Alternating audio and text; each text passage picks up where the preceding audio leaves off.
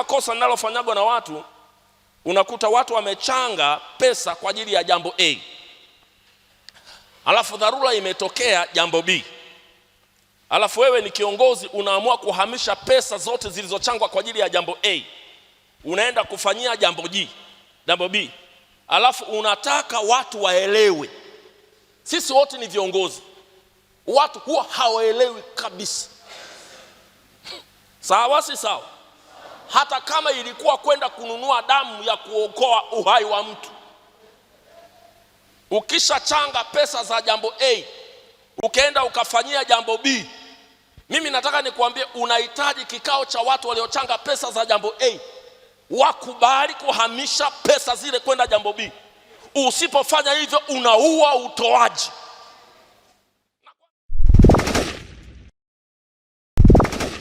Notisi za masomo yangu yote mawili, somo la uongozi wa kimkakati utalipata kwa katibu wa kanda Mchungaji Lisulile, lakini pia somo lile la uamsho utalipata pia kwa mtumishi wa Mungu. Ukitaka soft copy watakutengenezea utaratibu ulipate, na ukitaka hard copy watakutengenezea utaratibu ulipate. Soft copy ni free, lakini hard copy utagharimia kidogo kwa sababu karatasi hazitoki mbinguni. Sawa soft copy ni free. Na haya masomo ni teaching material. Unaruhusiwa kabisa kuchukua masomo haya ukaenda ukayafundisha pia. Sawa na wewe kwa sababu ni kiongozi una sheheni hapa na tools za kufanyia kazi, na wewe kazifanyie kazi. Jina la Bwana libarikiwe sana. Ninamshukuru Mungu kwa ajili ya siku hii ya leo, lakini pia namshukuru Mungu kwa ajili ya itifaki ya uongozi, nikitambua kiti cha mwenyekiti wa kanda na ofisi ya kanda kwa ujumla, viongozi wetu wa majimbo, kamati za sehemu, viongozi wetu wa idara jimbo na sehemu, na viongozi wetu wa kitaifa walioko hapa wa nafasi mbalimbali za kamati za idara. Niruhusu sasa niendelee na somo hili la uongozi wa kimkakati sehemu ya pili. Tumejifunza uongozi wa kimkakati kama nguvu ya kuamua ukuaji wa kanisa, na nilitangulia jana kukueleza somo hili limegawika katika maeneo makuu matatu. Somo lina sehemu tatu inayobainisha nguvu ya kuamua ukuaji wa kanisa, na eneo la kwanza ni mtumishi wa kimkakati, eneo la pili ni mtumishi kiongozi, na eneo la tatu ni uongozi ni mapambano. Jana tulikuwa tumejikita zaidi katika sehemu ya kwanza, mtumishi wa kimkakati ni mtu wa namna gani. Tuliona ya kwamba mtumishi wa kimkakati ni mtumishi anayeandaa mipango inayotekelezeka. Mipango inayotekelezeka. Lakini mbili, tuliangalia mtumishi wa kimkakati ni mtumishi aliye na maono makubwa na mzigo mkubwa. Na tulipata nafasi ya kutafsiri maono makubwa na mzigo mkubwa ni kitu cha namna gani. Eneo la tatu tulitazama mtumishi wa kimkakati ni yule anayewashawishi watu kufikia malengo, au alio na uwezo wa kushawishi watu kufikia malengo. Na nakumbuka nikakwambia ninawezekana nisiwe nimelipenda sana neno hili kushawishi, labda linaweza lisiwe lina maana ile ambayo wengine wangeliweza kuifikiria, nikasema nitumie neno kuhamasisha. Aliye na uwezo wa kuuza maono yakanunulika, aliye na uwezo wa kumobilize watu wakaweza kuyapokea yale aliyoyaona au anayoyafahamu, alafu watu wakashikamana naye na kuanza kutekeleza maono. Na tulijifunza mambo kama 7 hivi kama kanuni za kushawishi watu, uwezo wa kumobilize watu waweze kupokea maono na kuyatekeleza. Hili ndilo eneo muhimu sana katika uongozi wa kimkakati, kwa sababu unaweza ukawa una ndoto na unaweza ukawa umeiandika na unaweza ukawa una watu, lakini ukashindwa kuuza maono ulionayo ili watu waweze kuyatekeleza. Ndio maana nikawa nimetoa mfano jana, nikasema unaweza ukaona kanisa lina watu wachache tu, watu kama 30, 40, 50 mpaka 100, wanafanya mambo ya kushangaza tena wakiwa na uchumi mdogo. Alafu kuna watu wako 200, 300, 400, 500, lakini unaona wanavyohangaika kufanya mambo yaweze kutokea. Moja ya tofauti ni uwezo wa kumobilize watu na kuweza kushikamana na kutekeleza kusudi. Kwa hiyo nilitaja baadhi ya vitu hapa vya msingi sana kama kanuni za kumobilize watu. Niliomba uongozi ya kwamba masomo haya ni ya uongozi ni yafundishe asubuhi, masomo ya uamsho ni yafundishe mchana, kwa sababu masomo ya uongozi yana kanuni nyingi.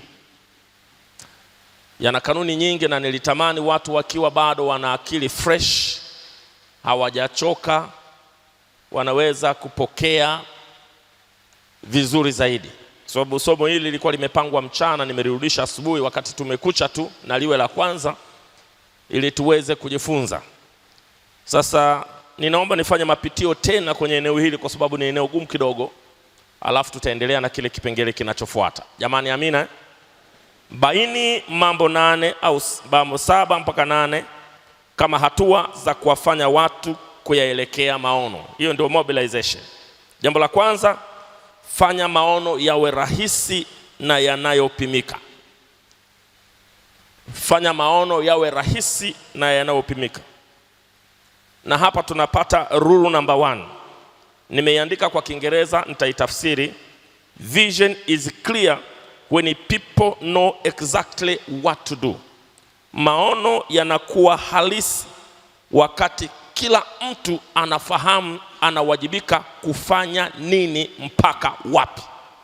Watu wakiwa hawana uwezo wa kujua wanatakiwa kutekeleza nini mpaka wapi, utakuwa unapwaya katika kuhamasisha watu kutekeleza maono. Kwa hiyo maono yanatakiwa yawe clear na yawe measurable. Nikasema usiseme tu tufanye uinjilisti. Sema kila mtu alete mtu mmoja kwa miezi 6.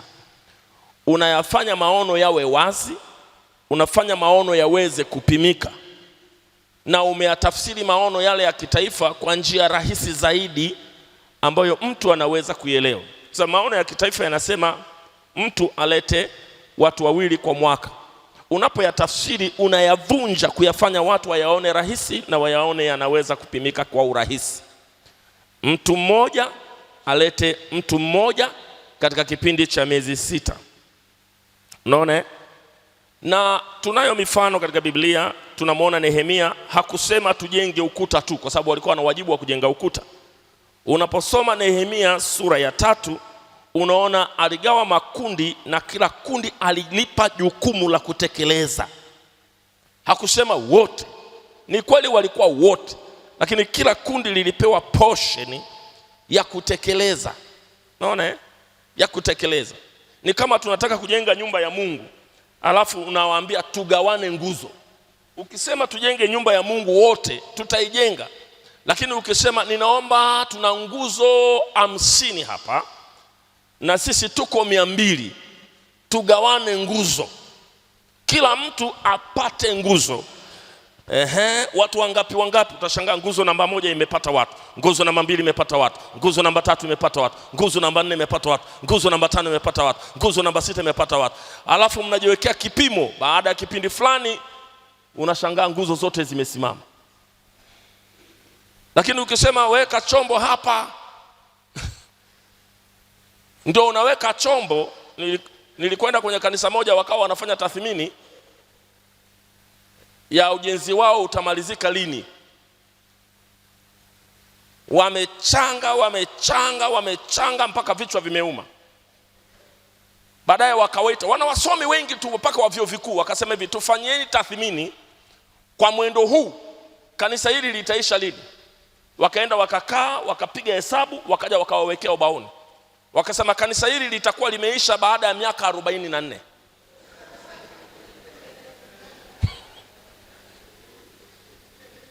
Mchungaji akaita baraza la wazee, wakakaa upya, wakasema kwa mwendo huu hapana, hatuwezi kukaa nusu karne hapa tunajenga tu. Hapana, mwendo huu sio sawa. Kwa hiyo wakakaa chini wakatafakari. Tunazungumza mobilization. Unahamasishaje watu kupokea maono na kuyatekeleza kwa wakati? Jamani, amina. Saidia kumuuliza jirani yako, unamuelewa mhubiri?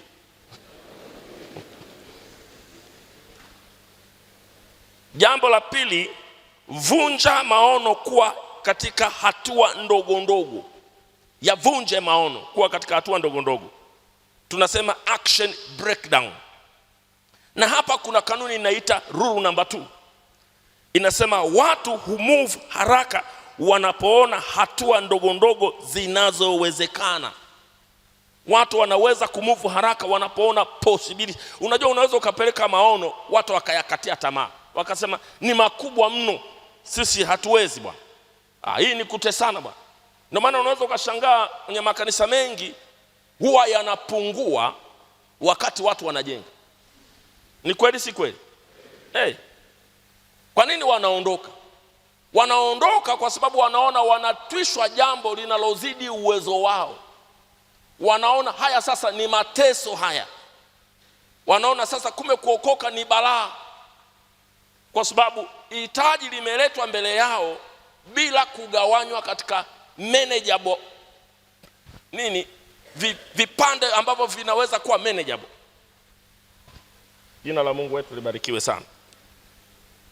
Kwa hiyo maono yanatakiwa yawe katika, uyagawe maono. Ni kama tunataka kula mbuzi mzima lakini tunamkata vipande, alafu tunamla kwa hatua mpaka tunapomaliza na tunajua deadline ni lini. Namba 3, wape watu majukumu rasmi. Assign responsibility. Wape watu majukumu rasmi. Na hapa kuna kanuni. Rule inasema usifanye kila kitu mwenyewe au peke yako.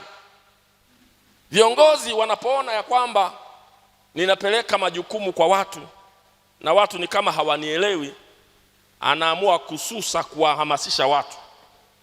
Anasema potelea mbali, kwani wakati naitwa nyinyi mlikuwepo, msinitishe. Mimi naweza kujenga mwenyewe. Hiyo sio akili. Hiyo ni failure ya uongozi. Na ni failure mbaya. Na nimeona viongozi wengi wanasema hivyo. Na ukisema hivyo unaua uwezo wa watu wako kuendelea kushikamana na wewe kwenye mambo mengine yanayokuja. Kwa sababu hiyo assignment moja haitakuwa ndio mwisho wa assignment za kanisa zitakazokuja au za idara au za jimbo. Ziko zingine. Kwa hiyo unaposema kwenda zenu huko mimi msinishughulishe, kwani mlikuwepo wakati naitwa, sasa mtaona. Unaenda unauza shamba lako, alafu unatekeleza hayo maono, utafanikiwa kwenye jambo moja, lakini umeua uwezo tena wa watu wale kushirikiana na wewe kwenye mambo mengine. Sio kama unanielewa. Ni kama kosa linalofanywa na watu, unakuta watu wamechanga pesa kwa ajili ya jambo A. Alafu dharura imetokea jambo B. Alafu wewe ni kiongozi unaamua kuhamisha pesa zote zilizochangwa kwa ajili ya jambo A. Unaenda kufanyia jambo B. Alafu unataka watu waelewe. Sisi wote ni viongozi. Watu huwa hawaelewi kabisa. Sawa si sawa? hata kama ilikuwa kwenda kununua damu ya kuokoa uhai wa mtu.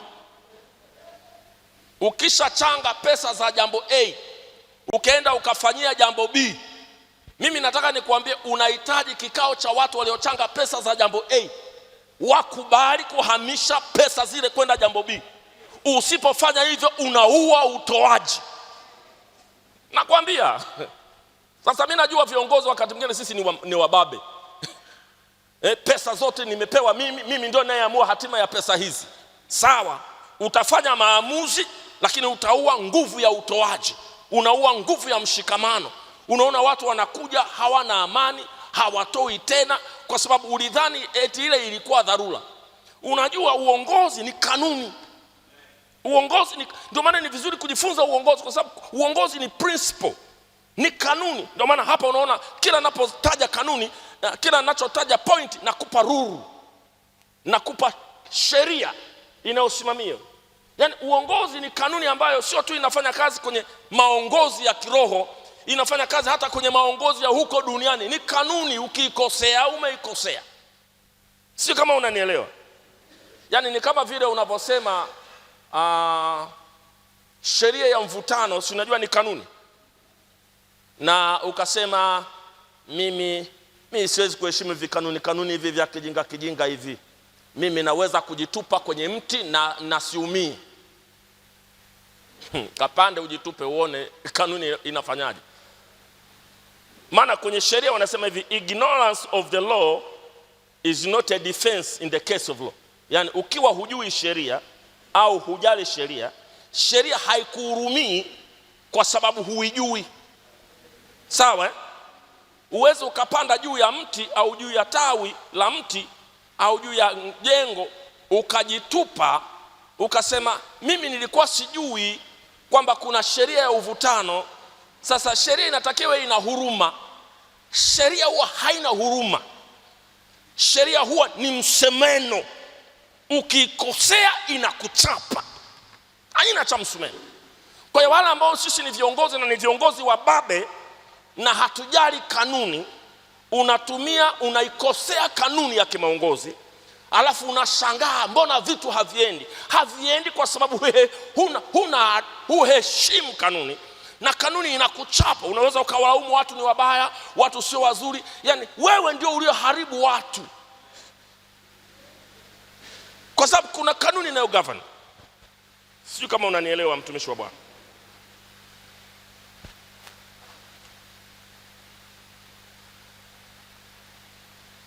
Kuna kanuni inasema hivi, kisicho na mwenyewe hakifanyiki. Ni kanuni. Kisicho na mwenyewe hakifanyiki. Na hii ni kanuni inayosema assign responsibility to people. Wape watu majukumu. Ukiassume tu kuna mtu atatekeleza, yani utapata matokeo dhaifu na utapata matokeo ya unyonge sana. Lakini ukishasema wewe ndio utakayekuwa unafungua mlango wa kanisa, utaukuta siku zote umefunguliwa. Lakini ukisema atakayewahi afungue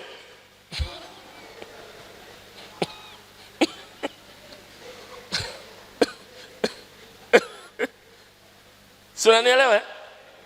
Tulitoka kwenye zile enzi za mnakuja ibadani unasema wewe njoo hapa mbele, wewe njoo hapa mbele, wewe njoo hapa mbele, tuongozee sifa. Si ndivyo ilivyokuwa? Lakini baadaye tukagundua ya kwamba kanuni inatuchapa. Mnapata poor quality, mnapata ubora mbovu. Tulifanyaje sasa? Tukaondokana na hiyo, tukasema lazima iwepo praise team. Ikawa assigned jukumu la kuongoza sifa. Unaona wanavyoaga kazini, unaona wanavyowahi mazoezi, unaona wameshapanga wewe utakuwa vocal leader, wewe utapoti. Mike ya kwanza atasema ataongoza huyu. Wanapiga mazoezi, wakisimama unapata quality. Nyimbo itaanza hii, itafuata hii, itafuata hii. Kwa nini nyimbo hii isianze? Isianze nyimbo hii kwa sababu 1 2 3 quality. Wamekuwa assigned. Sasa mimi nafahamu bado watu wanafuata ile utaratibu wa zamani ule. Wamekuja ibadani hawajui nani ataongoza sifa. Dada fulani unajisikia vizuri, utuongozee sifa ya hebu kama mtu bado yuko mwaka 47 mwambie pole ndugu yangu, badilika basi. Maana unaweza ukaenda kwenye kanisa fulani hivi ukachoka, yani unachoka yani ibada ndugu zetu bado sana yani. Ndio maana ni vizuri kutembea, kwa sababu kutembea unajifunza. Tunasoma katika kitabu cha Kutoka 18:21, Musa aligawa majukumu specific, wewe fanya hivi. Unaona? Hata unapokuwa na baraza lako la wazee, lisiwe baraza la wazee ambalo lina majukumu ya pamoja wote. Hapana. Tuna majukumu ya pamoja, lakini kila mzee ana eneo lake la kazi. Sisi wote ni mabaraza, sisi wote ni baraza la wazee, lakini kila mzee ana eneo lake ambalo nitamuuliza. Mzee wa kanisa ni baraza la wazee sisi wote, lakini ana eneo lake la kazi ambalo hilo ndio eneo lake ambalo amekuwa assigned. Kwa nini? Kwa sababu kanuni inasema kisicho na mwenyewe hakitekelezeki. Ni kanuni. Jambo la 4, tengeneza mfumo wa ufuatiliaji. Hii ni kanuni nyingine ya mobilization. Tengeneza mfumo wa ufuatiliaji. Na hapa kuna kanuni inasema, hapa pana kanuni mbili. Ya kwanza inasema you don't get what you expect, you get what you inspect. Tafsiri yake ni kwamba hupati kitu unachokitarajia, unapata kitu unachokifuatilia. Unapogawa majukumu alafu usiyafuatilie, unaweza usipate unachokitarajia. You don't get what you expect, you get what you inspect. Wewe kama mkurugenzi, unapogawa majukumu, fuatilia yale majukumu kama yametekelezeka. Mmemaliza kikao, baada ya kikao kuna maazimio, kuna mambo ya kutekeleza, kuna assignment mmepeana, kuna mambo yanatakiwa kufanyika. Moja ya wajibu wa kiongozi ni kuhakikisha kwamba yale mambo yanafanyika immediately, kwa wakati. Sasa ukiwa kiongozi laissez faire ni wale viongozi wanaobweteka. Wanataka uongozi lakini hawataki uongozi. Uongozi ni kazi. Hufuatilii. Utashangaa mnakutana kikao kingine hakuna kilichotekelezwa. Kama unataka mpango kazi utekelezeke, kiongozi fuatilia. Yaani kunakuta kiongozi ana mpango kazi amemaliza miezi 3 hajawahi hata kuusoma. Usitegemee maana ukiusoma ule mipango kazi yetu ina eneo la jukumu, ina eneo la mtekelezaji. Unapiga simu kwa mhusika, hiki kipengele tulikubaliana 1 2 3, umefikia hatua gani? Ndio unashanga jamani, huyu baba anafuatilia. Unapata unachokifuatilia, sio unachokitegemea. Ukitegemea tu utekelezaji hautapata. Kanuni nyingine inasema what get checked get done. What get checked get done. Tunagawana hapa jamani, tupande makanisa. Usipofuatilia unaweza ukashangaa hakuna kitu kinatekelezeka.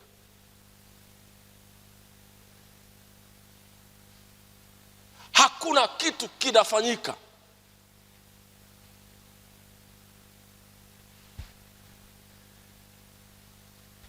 Mwaka mzima, jimbo zima halijapanda hata kanisa moja. Hii maana yake ni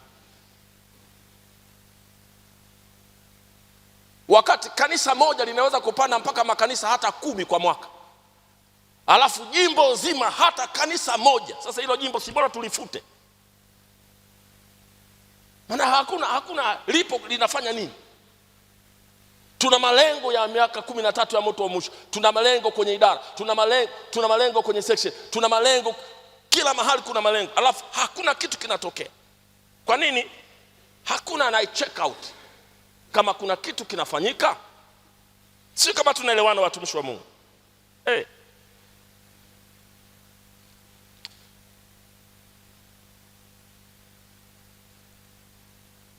Namba 5, jenga utamaduni wa ushiriki, yani ushirikishaji.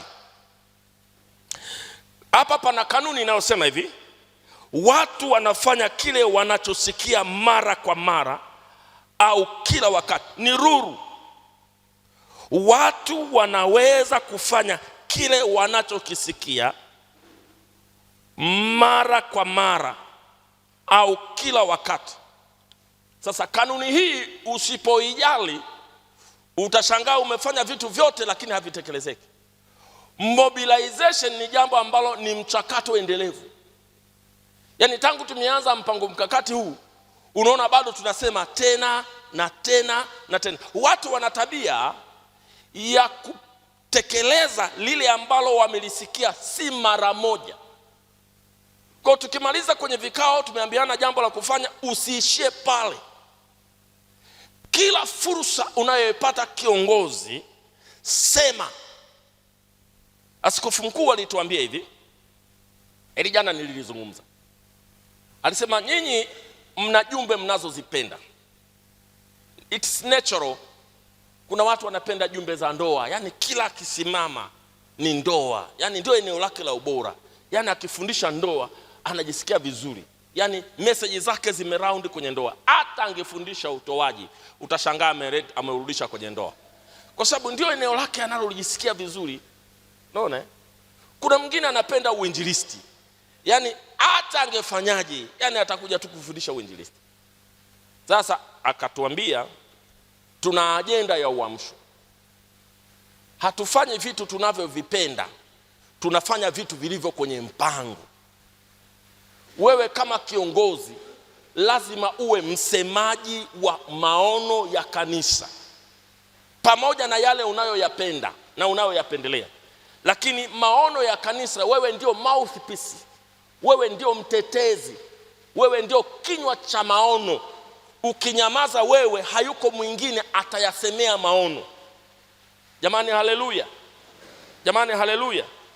Kwa hiyo kila fursa unayoipata, zungumza kuhusu yale maono. Zungumza kuhusu kusudi. Zungumza kuhusu mpango. Zungumza kuhusu mwelekeo wetu. Tunatazamia kupokea nini? Wapendwa, baada ya miaka 13 tutakuja kufanya tathmini. Nilikuwa naongea na baadhi ya wachungaji hapa ambao walikuwa wanapenda kunipigia simu na kuniambia, baba, kuna makanisa haya yalianzishwa lakini hayakusimama, ninaomba futa. Baadhi ya wachungaji niliwaambia hivi, kufuta ni jambo zuri kwa sababu unaondoa masifuri. Masifuri ni yale makanisa ambayo hayapo, kwa hiyo rekodi yao ni 000. Utakuwa umeyafuta. Wewe mwangalizi utakuwa salama, kwa sababu huna makanisa yaliyo na 00. Wewe askofu utakuwa salama, huna makanisa yaliyo na 00. Lakini hasara yake ni hii: tutakapokuwa tumemaliza miaka 13, hatutapima kwamba umetimiza lengo kwa asilimia ngapi. Lakini pia tutataka kujua kwako walitokea marehemu wangapi, watoto uliozaa wakafa ni wangapi.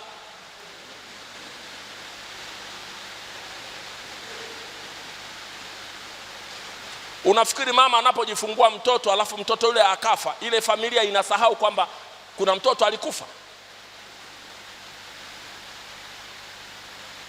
Tunaendelea kukumbuka ya kwamba kuna mtoto alizaliwa na mtoto yule kafa. Kwa namwambia baba askofu, namwambia mwangalizi, unataka tukumbuke kifo cha watoto wangapi kwenye eneo lako? Bora lipi, tufufue lile kanisa au tuweke rekodi kwamba kuna kanisa lilikufa kwenye eneo lako? Wengi waliniambia, sasa hiyo kwa kweli ngoja tufufue. Safi. Safi kabisa.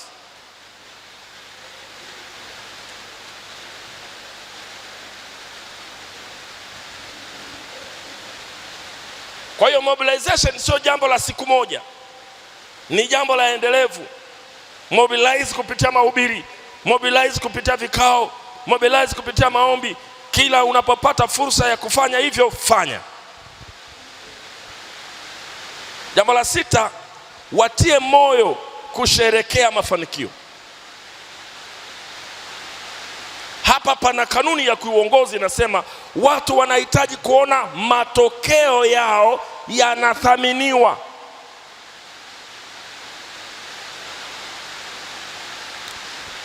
Hata kama ni kidogo kilichofanyika, watu watie moyo katika kila kidogo kilichofanyika, wakati mnapiga hatua kwenda kwenye hatua nyingine.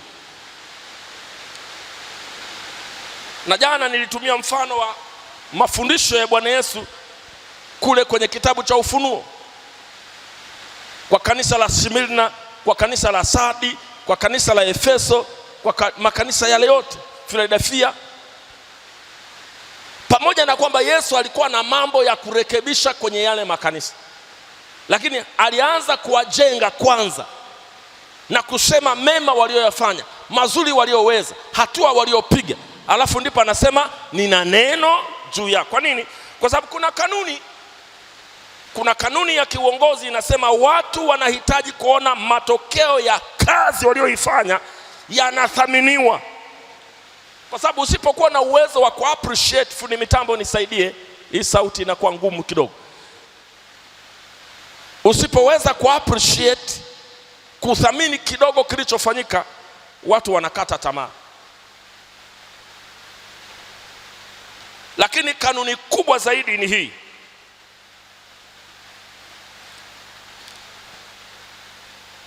Kanuni kubwa zaidi ni hii: onesha mfano. Lead from a front. Be a model. Hii ndio kanuni kubwa zaidi. Unapokuwa kiongozi alafu watu wanaona wewe unasema usimege huu mtumbwi, hatutafika, alafu watu wanakuona wewe ulipokuwa na njaa ulimega manake na kila mtu naye atafanya nini? Atamega. Uwe kielelezo, kiongozi uwe kielelezo. Be a model. Ukitaka au nikitaka nifanikiwe, mimi mwenyewe niwe kielelezo. Yesu alikuwa kielelezo katika mambo yote. Hatuambii tuishi maisha ya haki wakati yeye hakuwa wa haki. Hatuambii tuishi maisha ya uaminifu wakati yeye sio mwaminifu. Hatuambii tuishi kwa kusimamia kweli wakati yeye alikuwa kinyume na kweli. Yesu mwenyewe alikuwa kielelezo. Moja ya wajibu wa kiongozi ni kuwa kielelezo. Uongozi ni deni kubwa. Unapokuwa kiongozi na ukaashumu ya kwamba hakuna anayekuona, sio kweli. Hata wakati unapodhani hakuna anayekuona, watu wanakutazama.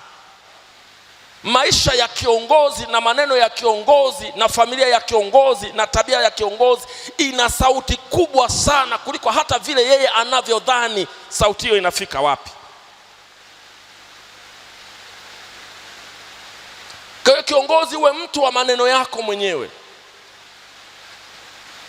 Uwe kielelezo.